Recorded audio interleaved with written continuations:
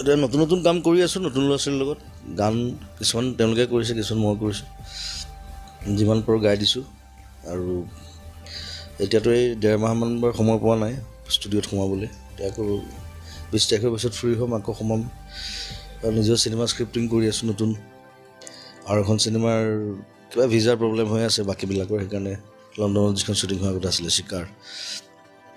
তাৰপিছতে মোৰ নিজৰখন এনেও ধৰিমেই মই ছেপ্টেম্বৰ মানত ৰৈ বিনালে এইখনত কোন থাকিব আপোনাৰ নতুন চিনেমাখন এইখন নিজৰখনত মই নিজে থাকিম আৰু অকণমান ইণ্টাৰেষ্টিং ষ্টাৰ্ক আছে য'ত কাৰণ গোটেই মিউজিকেল চিনেমা এখন ষ্টৰি স্ক্ৰীণ প্লে চব মোৰ ডাইৰেকশ্যনটো খালি ৰাজেশ ভূঞাই চাব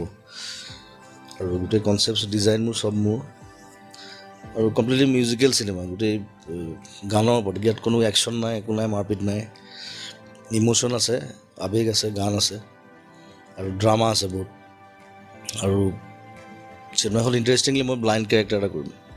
ব্লাইণ্ড ছিংগাৰ এজন আৰু মোৰ লগত মই ৰাখিছোঁ ছোৱালীজনী নতুন ছোৱালী এজনী নীল আকাশ গান গাই যে সিও আছে দুজন ছিংগাৰৰ ষ্টৰি চ' এটা কেৰেক্টাৰ তাক দিছোঁ মই এতিয়া প্ৰব্লেমটো হৈছে তাক সি শকত হৈ গৈ আছে তাক খীনাবলৈ গৈ আছোঁ এতিয়া সি এনেই ফাঁকি দিয়ে মোক 5 কেজি কমিলে 10 কেজি কমিলে একো নাই কমা সদায় গাহৰি খাই কৰোঁ চ' 3 মাহ টাইম দিছোঁ বুলি 3 মাহৰ ভিতৰত মোক মিনিমাম 15 কিলো কমাব লাগিব আৰু আচুৰ্য বৰপাত্ৰ আমাৰ ছিংগাৰ সিও জবৰদস্তি কৈছে মই কৰিম এটা কেৰেক্টাৰ আছে বাৰু মিউজিচিয়ানৰ কেৰেক্টাৰ এটা মই কৈছোঁ তই গান গাবলৈ নাপাওঁ খালি এক্টিং কৰিবলৈ পাবি বাৰু ঠিক আছে চ' 3জন ছিংগাৰ লগ লাগিছোঁ এখন চিনেমাত ভাল ধামাকা এটা হ'ব লাগে আৰু গান আগৰ দৰে আশা কৰিব পাৰিম গান নতুন ষ্টাইলৰ গান আৰু অকণমান ফিউজন ৱেষ্টাৰ্ণাইজড